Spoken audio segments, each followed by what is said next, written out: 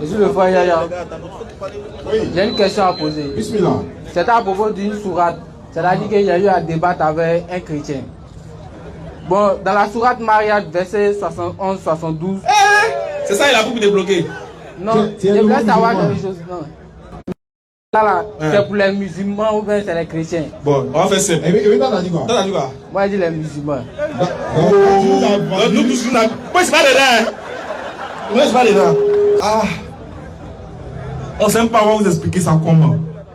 On ne sait pas comment on va vous expliquer qu'il faut aller apprendre la religion. La manière dont il m'a bloqué, c'est que j'ai essayé de lui expliquer. Vous voyez, non? Maintenant, il a dit que peut-être ce que c'est-à-dire dans la sourate, dans le verset 72 de Mariam, où Allah avait dit que les gens seront dans l'enfer et puis il va enlever les croyants dedans. Non, il n'a pas dit les croyants. Il dit, le verset dit, ensuite, les injustes seront, nous laisserons les injustes agenouillés et nous délivrerons ceux qui étaient pieux. Et déjà même, il y a pas, le problème, c'est qu'il ne faut plus te fatiguer pour expliquer parce que tu n'as pas bien expliqué. Tu ne connais pas. Donc va lire le tafsir même du verset, va apprendre même déjà l'islam. Comment Dieu peut dire aux musulmans, il va les mettre en affaire, il va les chauffer après. Non. Quand Dieu parle du paradis ou du musulman, il dit direction paradis. Il dit Dieu quand il parle du musulman, quand il veut lui annoncer la bonne nouvelle du paradis, il dit n'ayez aucune crainte. Ne soyez point affligés. Ceux-là sont les gens du paradis. Il y a plein de versets comme ça. Quand Dieu commence, il dit ne craignez point.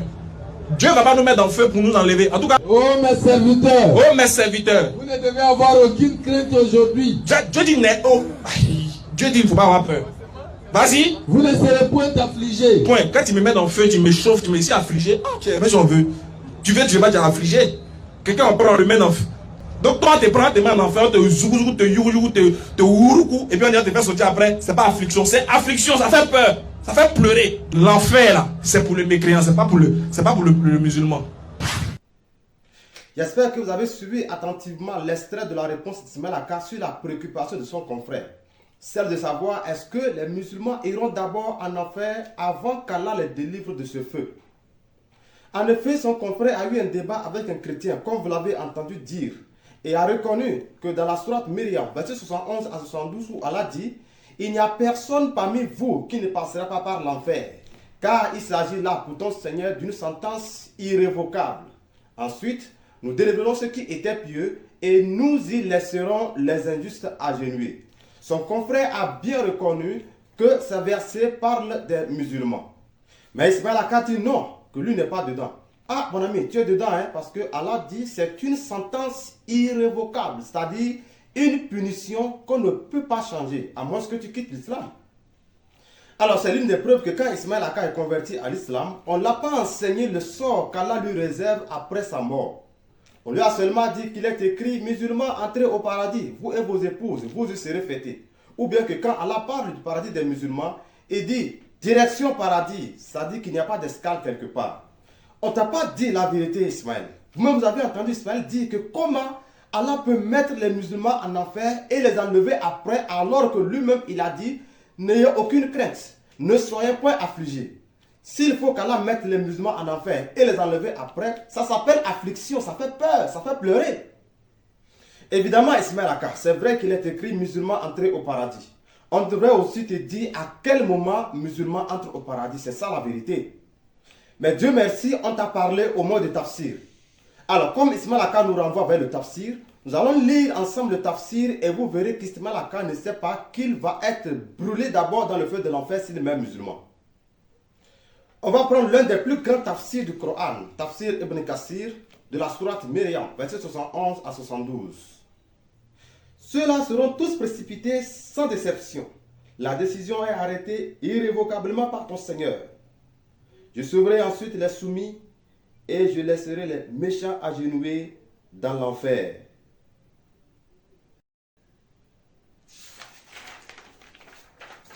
Cette précipitation en enfer ou l'arrivée auprès de lui a suscité une divergence dans les opinions dont nous allons montrer ci-après comment les ulémas ont avancé leur interprétation.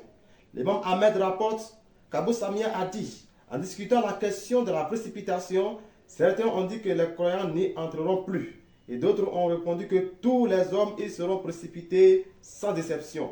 Puis Dieu sauvera ceux qui auront cru.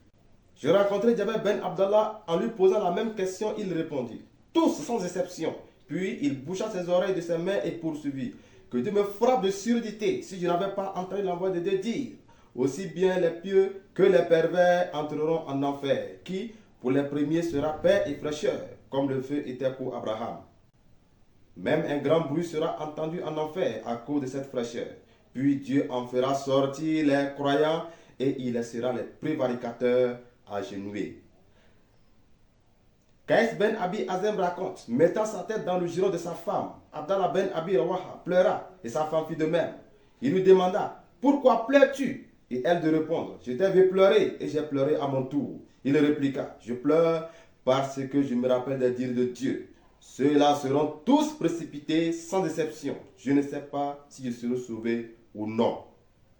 Abu Ishaq rapporte, lorsque Abu Maïsara voulait se coucher, il disait souvent que ma mère ne m'eût pas enfanté et pleurait. On lui demanda, pourquoi pleures-tu, ô Abu Maïsara? Il répondit, ce verset nous annonce que nous serons précipités en enfer, mais il ne nous affirme pas que nous en serons sauvés.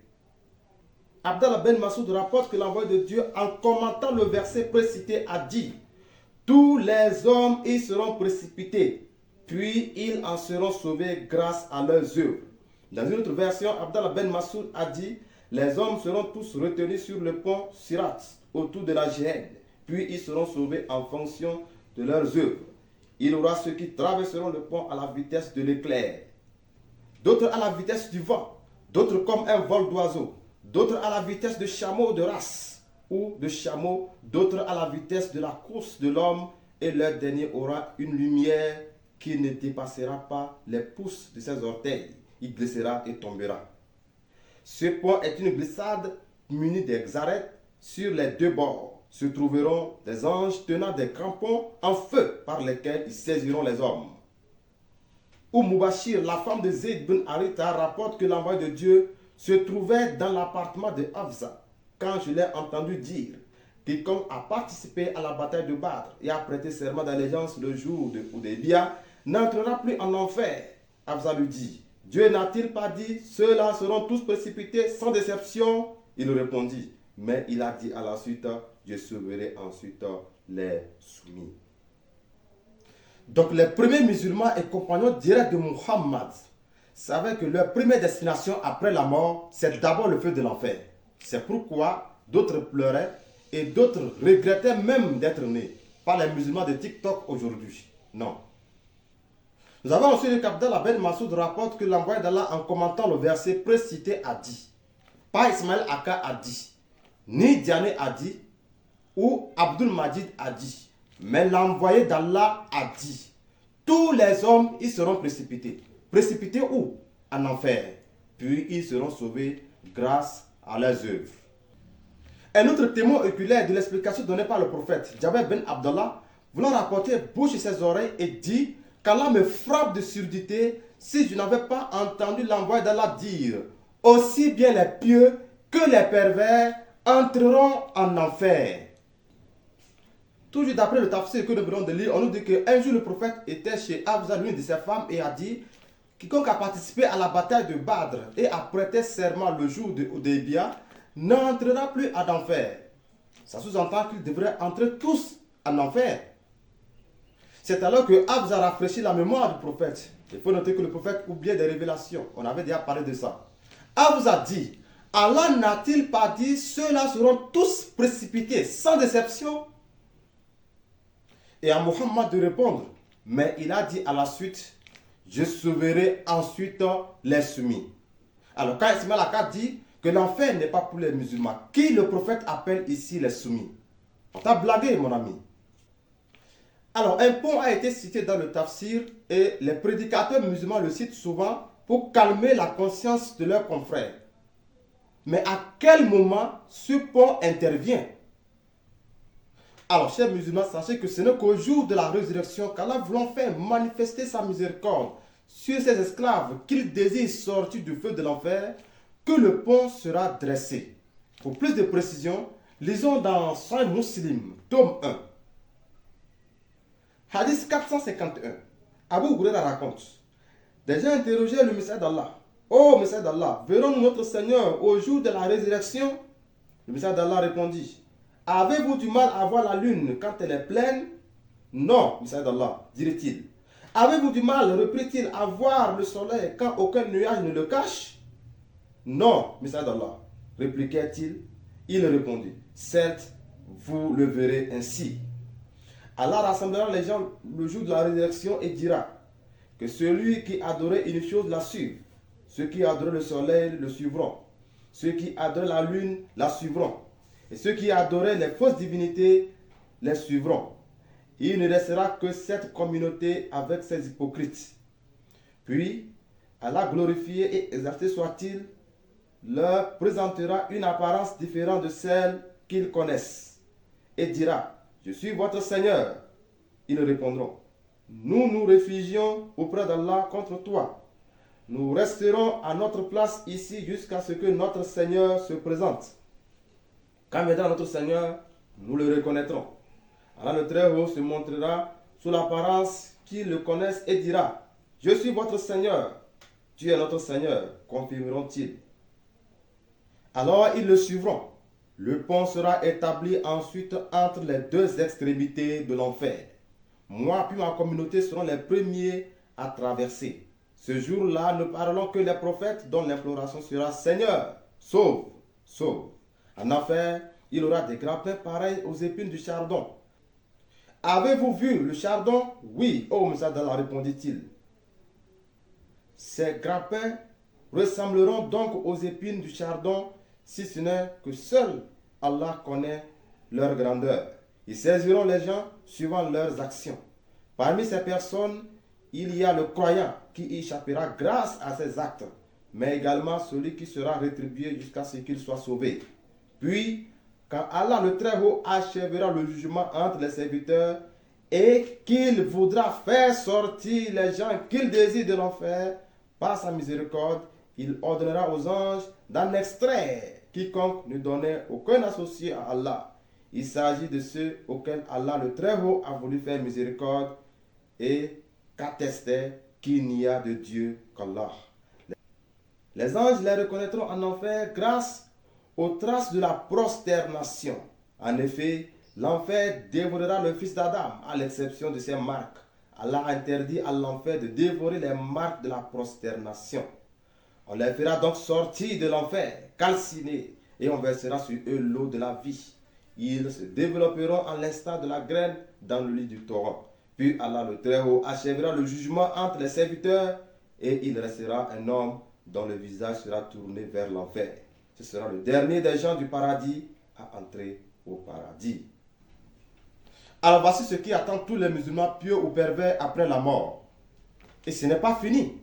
Quand ils seront délivrés du feu de l'enfer, les musulmans seront encore retenus quelque part pour un dernier règlement de compte. Et cela c'est dans le Coran chapitre 7, le verset 43. Nous allons lire l'exégèse et vous allez comprendre. Tafsir Ibn Kassir, Coran chapitre 7, verset 43. À l'inverse du sort des infidèles, les croyants dont le cœur est rempli d'une foi ferme et qui font le bien et les bonnes œuvres trouveront le bonheur et la félicité. Nous n'imposerons de devoir que dans la mesure de leur force. Ceux-là auront le paradis pour séjour éternel. Nous extirperons la haine de leur cœur, ainsi que la jalousie. Il est cité dans le Sahih de Bukhari, d'après Abu Saïd al-Khudri, que l'envoyé de Dieu, qu'Allah le bénisse et le salue, a dit: lorsque les croyants seront délivrés de l'enfer, ils seront retenus sous une arcade entre le paradis et l'enfer, où ils subiront la punition à cause des actes injustes qu'ils avaient commis les uns envers les autres dans le bas monde. Une fois purifiés, on leur accordera l'accès au paradis. Voici l'évidence, chers musulmans. Donc arrêtez de mentir à vos confrères musulmans, direction paradis, direction paradis. C'est très faux. Écoutons Diané. Le Coran dit que si tu meurs musulman, tu vas tout droit au paradis. Maintenant, moi, je te demande, toi, si tu meurs, est-ce que tu vas au paradis? Tout droit, selon le Coran. À l'instant, tu meurs, tu vas au paradis. Tout droit, selon le Coran. Tu mens. Ah oui, la vérité est que tu mens, Oussa Diané. Alors, mon cher Ismaël, au lieu qu'on t'enseigne comment tordre le sens des versets bibliques, il faut demander qu'on t'enseigne sur les épreuves qui t'attendent après ta mort si tu demeures musulman. C'est l'une des choses que nous avons compris, c'est pourquoi nous avons quitté l'islam. Je vais m'adresser maintenant aux nouveaux convertis à l'islam. Ne laissez pas les gens vous blaguer. Après votre mort, la première destination en islam, c'est dans le feu de l'enfer. Ce n'est qu'au jour de la résurrection qu'Allah va sortir du feu de l'enfer qui il veut.